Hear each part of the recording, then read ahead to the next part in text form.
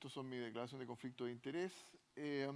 Bueno, vamos a conversar y ya esto para lo que cada y preocupar a las personas de retroviral que salvó vidas en un comienzo, ¿no es cierto?, pero que tenía una serie de toxicidad, efectos adversos, problemas con la adherencia, ¿no es cierto? Eso ha ido mejorando y disponemos en la actualidad de terapia mucho más segura, efectiva, fáciles de llevar, coformuladas, etcétera, y además que nos dan opciones dependiendo del tipo de paciente, las comorbilidades, las coinfecciones. Entonces, ¿cuáles son los desafíos de la terapia antirretroviral al día de hoy? En primer lugar, nos interesan terapias que sean seguras en el largo plazo. Ayer se hablaba, ¿no es cierto?, de cómo, por ejemplo, jóvenes diagnosticados a los 20 años, se espera que estén más de 60 años recibiendo terapia antirretroviral. Entonces, esperamos tener terapias, ¿no es cierto?, que realmente nos den cierta garantía de seguridad en el largo plazo. Por supuesto, que mantengan la supresión virológica, que también tengan pocas o ninguna interacción farmacológica, porque a medida que van pasando los años vamos teniendo que ir agregando medicamentos, ¿no es cierto?, que tenemos que tomar para otras comorbilidades, y si ellos tienen interacciones con los medicamentos, eso puede ser un problema. Y por supuesto, drogas que sean potentes, que tengan una alta barrera genética, ¿no es cierto?, y por lo tanto que garanticen mantener la eficacia y con bajo riesgo de desarrollo de resistencia, que en general la realidad de las terapias que estamos, de la mayoría de las terapias que estamos utilizando actualmente. Entonces, del punto de vista de la salud metabólica, por así decirlo, hay una serie de condiciones y razones por las cuales esta puede ser afectada en pacientes que viven con VIH. Ya en la primera presentación se señalaban algunos de estos aspectos, ¿no es cierto? Entonces, desde luego, hay algunos temas que tienen que ver, y no los voy a revisar cada uno en detalle, pero genético o de estilos de vida, ¿no es cierto? Hay temas de raza, sabemos, por ejemplo, que las personas de afroamericanos, raza negra, ¿no es cierto?, y especialmente mujeres, tienden a aumentar más de peso que los que no están en esa condición cuando inician terapias antirretrovirales, de género, de índice de masa corporal basal, del tipo de alimentación, microbioma intestinal, ¿no es cierto? Esto es un gran tema, ¿no es cierto? Se ha visto cómo el microbioma es distinto entre las personas que tienen peso normal, que tienen obesidad, etcétera, respecto a la integridad intestinal, polimorfismo, etcétera. Desde luego, ¿cuál es el tipo de aumento de peso que tenemos? ¿A expensas de qué tipo de grasa? ¿No es cierto? De grasa visceral, ¿no es cierto?, de grasa en extremidades, y eso también tiene que ver con los riesgos metabólicos futuros. ¿Qué tipo de comorbilidades existen? Comorbilidades metabólicas, cardiovasculares, psiquiátricas, ¿no es cierto? Envejecimiento por sí mismo, que es todo un capítulo. ¿Qué tipo de pacientes estamos hablando? Estamos hablando de pacientes naïves, ¿no es cierto?, o pacientes que ya son experimentados, estamos hablando de embarazadas, etcétera. Y finalmente, ¿qué tipo de tratamiento antirretroviral van a recibir? Entonces, no vamos a hablar en este momento de aspectos metabólicos, dislipidemia, resistencia a insulina, etcétera. Eso lo hemos conversado en otra oportunidad y ustedes lo conocen bien. Sino que básicamente nos vamos a concentrar en el tema del aumento de peso y la terapia antirretroviral. Y con esto esto lo han visto en otras oportunidades, quiero ilustrar que la tendencia ya hace varias décadas en el mundo, ¿no es cierto?, es a un aumento en el porcentaje de la población general que tiene sobrepeso u obesidad, digamos, y eso ya, digamos, ha ocurrido en toda la región del mundo, incluyendo aquella y eso es igual. La última de Chile también sedentarismo y otros factores de riesgo. El tabaquismo que se ha ido disminuyendo un poquito, pero a medida que aumenta el peso también aumentan los riesgos de otras alteraciones metabólicas, dislipidemia, resistencia a insulina, etcétera. Así que este es un tema global en la población general, estamos hablando, no población VIH, a nivel mundial y por supuesto en Chile también. Entonces, ahora cuando nos referimos a personas con infección por VIH y en terapia antirretroviral, sabemos que la prevalencia del antiguo síndrome de emaciación, ¿no es cierto?, asociado a VIH disminuyó significativamente inmediatamente cuando partieron las terapias modernas, o ya hace un par de décadas. y que ha aumentado el porcentaje de la proporción de personas que tienen sobrepeso u obesidad, tanto población general como VIH.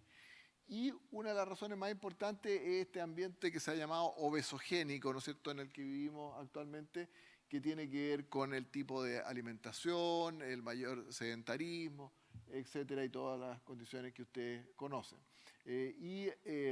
Por supuesto, si se revierte además el efecto catabólico que tiene la replicación viral activa con la terapia antirretroviral, eso se potencia y ahí entra la discusión de si algunos antirretrovirales en particular tienen además algún efecto adicional sobre el aumento de peso o es solo, como lo vamos a ver después, el retorno a la normalidad, por así decirlo. La ganancia de peso, luego que se inicia la terapia antirretroviral en personas que parten con bajo peso, se asocia con disminución de normalidad, pero cuando aumenta el tejido adiposo ya sobre lo normal, ¿no es cierto?, esto claramente se asocia con una serie de condiciones metabólicas y también, como ustedes saben, con riesgo de algunos cánceres, alteraciones incluso neurocognitivas que están bien demostradas.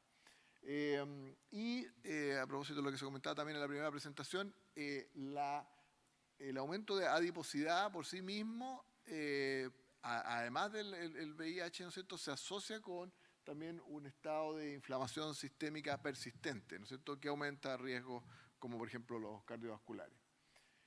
Entonces, algunos efectos epidemiológicos sobre este tema, ¿no es cierto? Esto es un estudio, se fue publicado ya hace más de una década, ¿no es cierto? Un estudio prospectivo, observacional, multicéntrico de más de 4.500 personas con diagnóstico temprano de infección por VIH entre los años 1985 y 2004.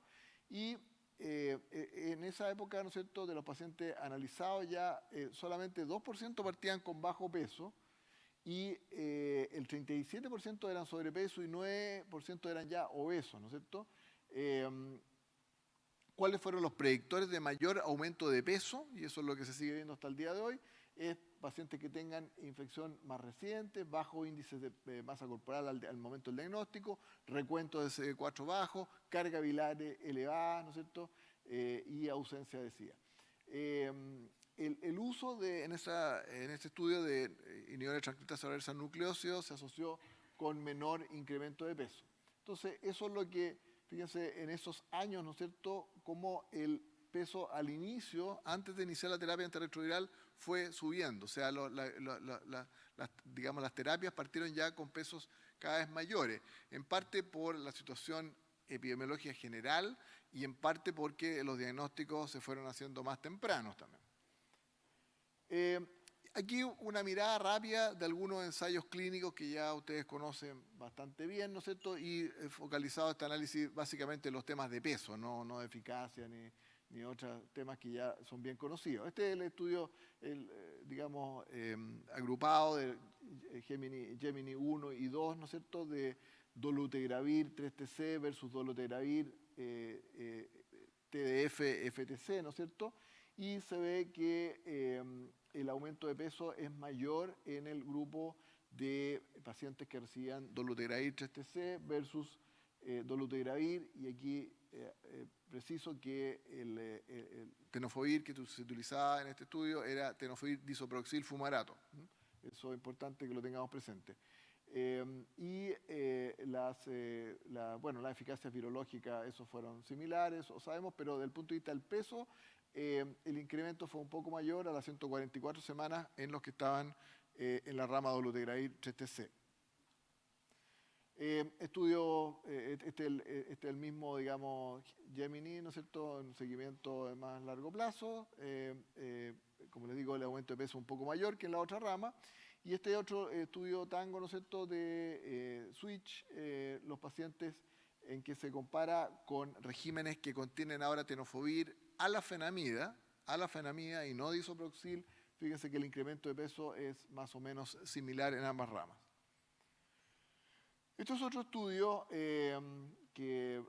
realizado en diferentes estados en Estados Unidos y Puerto Rico, ¿no es cierto?, de un gran grupo de pacientes recibiendo diferentes esquemas de terapia antirretroviral y que tuvieron posteriormente algunos switch, ¿no es cierto? Estos son los esquemas, digamos, tenían como tercera droga no nucleócidos, inhibidores de transcriptasa, digamos, inhibidores de transcriptasa no nucleócidos, inhibidores de integrasa y inhibidores de proteasa. ¿Qué es lo que pasa cuando cambiamos de TDF a TAF y se mantiene el resto de los antirretrovirales? Se produce un aumento de, se produce aumento de peso, ¿no es cierto?, con cada uno de los esquemas con que cambiamos. Un poco más se puede ver ahí quizá con los inhibidores de transcriptasa reversa, los inhibidores de integrasa. Uno se marea un poco cuando está dándose vuelta para atrás. ¿Sí? Eso la verdad es que estoy un poquito mareado. Voy a poner al otro lado. Sí, eso mejor. Ahora, cuando el cambio de peso al cambiar de TDF a TAF en pacientes que reciben inhibidores de integrasa, si ustedes se fijan acá, los mayores incrementos ocurrieron en este estudio con el Vitegravir, Covicistat y Dolutegravir, un poco menos con Raltegravir. ¿Qué pasa con el cambio de peso al cambiar de tenofovir isoproxil a TAF y también de tercera droga a un inhibidor de integrasa? Ahí el incremento de peso es aún mayor, ¿no es cierto? Y los mayores incrementos se vieron con Victegravir y Dolutegravir. Entonces, volviendo a lo anterior, en suma, en este estudio ópera, cuando el paciente que están en terapia, suprimidos, hay cambio de TDF a TAF, ya hay aumento de peso. Si además a ese cambio se le suma cambio a un inhibidor de integrasa, el aumento es mayor aún, y eso ocurre especialmente con Victegravir y Dolutegravir, y se tiende a mantener el peso si es que se mantiene el TDF o si se mantienen en inhibidores de transcriptasa reversa no nucleócidos o inhibidores de proteasa, busteados. Este es un estudio en pacientes naive en África, ¿no es cierto?, en que comparó 3 ramas, Dolutegravir con TAF y emtricitabina, Dolutegravir con isoproxil más emtricitabina y TDF, FTC y efavirenz tradicional, ¿no es cierto?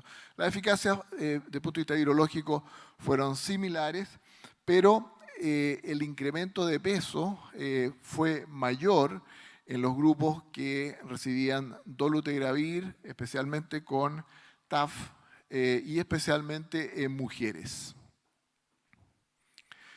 Y aquí hay un dato interesante. Para las personas o los pacientes que eran metabolizadores lentos de efavirenz, el incremento de peso, ¿no es cierto?, no fue relevante y solo fue similar al de Dolutegravir cuando eran metabolizadores rápidos de efavirenz. Entonces, aquí en el fondo lo que nos hace pensar esto es que efavirenz, y que es lo mismo que se cree ya para tenofovir isoproxil fumarato, no es que no produzcan aumento de peso, sino que lo que hacen es frenar el aumento de peso que naturalmente va a ocurrir por el retorno a la normalidad. Estos son un análisis, se mostraban en algunas de las presentaciones del día de ayer, ¿no es cierto? Esto es un análisis agrupado de 8 ensayos clínicos que fueron todos estudios randomizados patrocinados por Gilead, en pacientes naivos a terapia antirretroviral, estos cerca de 5.700 pacientes, se analizó básicamente el tema de algunos aspectos metabólicos, de aumento de peso, y las condiciones que se asociaron, como en todos los otros estudios, al aumento de peso fueron especialmente el recuento CD4 inicial bajo, ¿no es cierto?, las cargas virales más elevadas, sexo femenino y raza negra. Y de los antirretrovirales que más se asociaron con aumento de peso, ¿no es cierto?, fueron inhibidores de integrasa, especialmente Dolutegravir, Victegravir, ¿no es cierto?, y TAF versus TDF. Y aquí se puede observar, ¿no es cierto?, cómo las diferencias entre las diferentes familias de agentes, ¿no es cierto? En la primera ustedes pueden ver cómo los inhibidores de integrasa especialmente, y dentro de los inhibidores de transcriptasa reversa no nucleóseo, más rilpivirina que efavirenz, ¿no es cierto? Y dentro de los inhibidores de transcriptasa reversa, TAF por sobre todos los anteriores. Este mismo grupo analizó 12 ensayos clínicos en más de 7.000 pacientes, ya en pacientes de switch, que estaban en supresión virológica, y lo que se observó, ¿no es cierto?, que tendían a aumentar más de peso aquellos que tenían menor edad, bajos IMC basales, ¿no es cierto?, y cuando ocurrían los cambios, efavirenz a rilpivirina y el vitegrair codicitat a tenofovir y de tenofovir a TAF, ¿no es cierto? Eso es más o menos lo que les comento. Entonces el cambio de antirretrovirales de primera generación, por ejemplo, efavirenz y el vitegrair a rilpivirina o vitegrair de dolutegravir, así como el de TDF a TAF, ¿no es cierto?, son los que se asocian con mayor aumento de peso. Estos son, insisto, switch, pacientes suprimidos. Y quiero también mostrarles este estudio que es con otro antirretrovirales. Este es un estudio de doravirina, en el cual también nos tocó participar aquí en Chile en varios centros, en que comparó, digamos, con ACDT, con TDF, FTC y efavirenz, ¿no es cierto? Y en el tiempo, esto solo para mostrarles que tuvo la misma eficacia virológica, pero no hubo aumentos de peso significativos con doravirina, a diferencia de las otras drogas que le he mostrado. Así que doravirina en ese sentido tiene un perfil más favorable desde el punto de vista del aumento de peso, pero a lo mejor efavirenz frena el aumento de peso. Entonces, en suma, importante que cuando hacemos switch, ¿no es cierto?, es importante desde qué medicamento a cuál vamos el riesgo de aumentar de peso. Y en estos datos, por lo menos, cuando hacemos switch de efavirenz al vitegrair, que ya lo usamos cada vez menos, ocurren aumentos de peso y especialmente de tenofovir, disoproxil fumarato a TAF.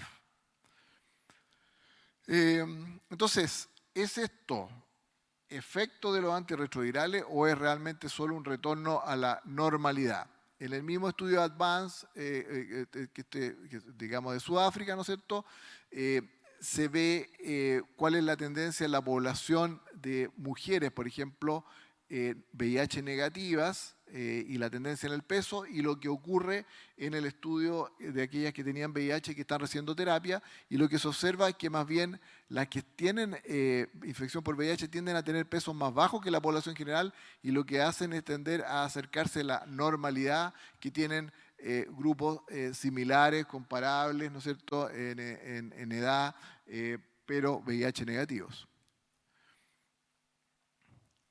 Y este estudio también, que seguramente lo conocen, de la organización Kaiser Permanente en Estados Unidos, que tiene muy buena información epidemiológica de su población en control.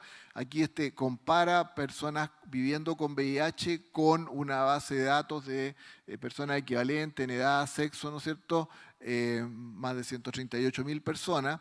Y ustedes ven a la derecha cómo los que son VIH negativos, ¿no es cierto?, en el tiempo, tienden a acercarse a los índices de masa corporal que tiene la población normal VIH negativa de esa misma cohorte, por así decirlo, de ese mismo grupo de seguimiento, más que ellos, digamos, tengan una condición especial de aumento de peso.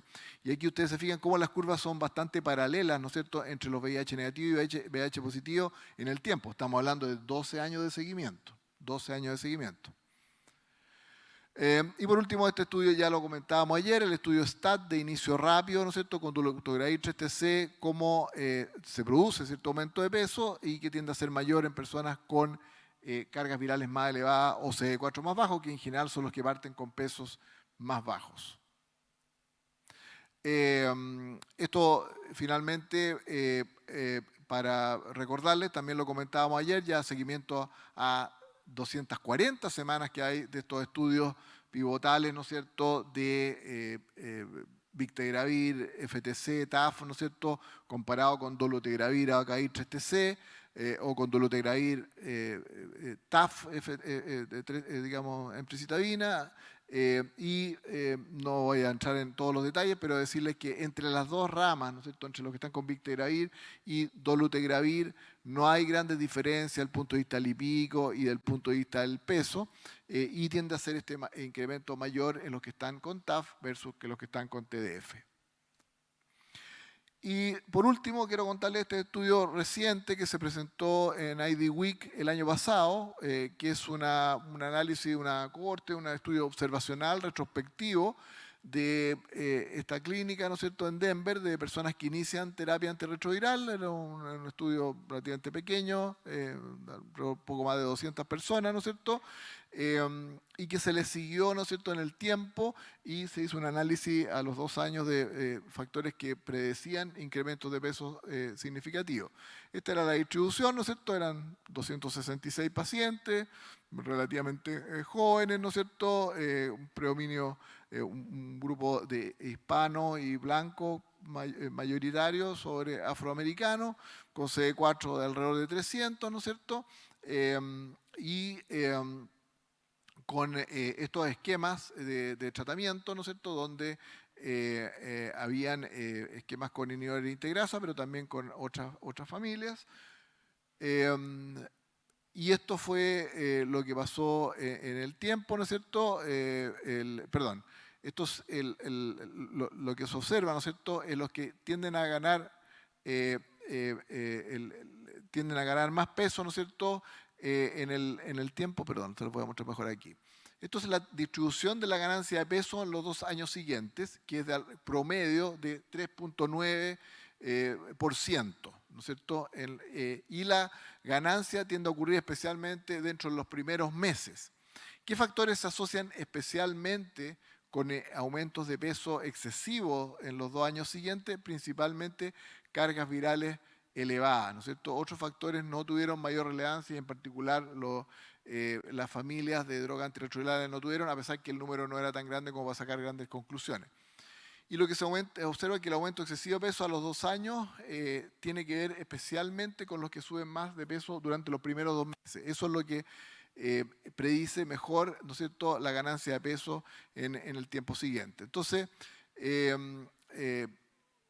las conclusiones fue que, digamos, son estos los factores que se asocian con mayor aumento de peso, especialmente la carga viral inicial, y especialmente si el aumento de peso es importante durante los primeros 2 meses. No se observa en este estudio, al menos, que los antirretrovirales en particular tengan un impacto relevante al respecto. Entonces, en suma, y yo creo que esto ya uno ya puede ir concluyendo, esto ya hay bastante información al respecto. No sé si vamos a seguir hablando de este tema en futuros cursos, porque ya hemos conversado bastante, pero yo creo que este resumen a mí me hace bastante sentido de lo que hemos ido aprendiendo a lo largo de todos estos años. Sabemos que el VIH por sí mismo produce un estado de hipercatabolismo, ¿no es cierto?, y que tiende a producir bajo peso, especialmente en enfermedad avanzada, cosa que ya cada vez vemos menos porque estamos diagnosticando más tempranamente a las personas. En el pasado, cuando utilizábamos los esquemas de terapia antirretroviral que todos usamos en su momento, ¿no es cierto?, algunos inhibidores de transcriptasa reversa nucleósidos, ¿no es cierto?, que tenían un efecto importante en producir lipoatrofia, ¿no es cierto?, lo que ocurría es que los pacientes se lipoatrofiaban, ¿no es cierto?, y se controlaba su replicación viral, empezaban a subir de peso y lo hacían especialmente a expensas de obesidad central, ¿no es cierto?, con lipoatrofia periférica. Y eso, en el ambiente obesogénico actual, eso es aún mayor, ¿no es cierto?, en que predomina lo central, pero también empieza a aumentar lo periférico ya cuando el peso es muy importante. Con las terapias modernas ya no tenemos ese efecto digamos, de lipodistrofia propiamente tal, pero vivimos en este ambiente obesogénico ambiental, ¿no es cierto?, y mundial, que tiende a que la incidencia de sobrepeso y obesidad sea mayor, y eso es independiente probablemente de la terapia antirretroviral.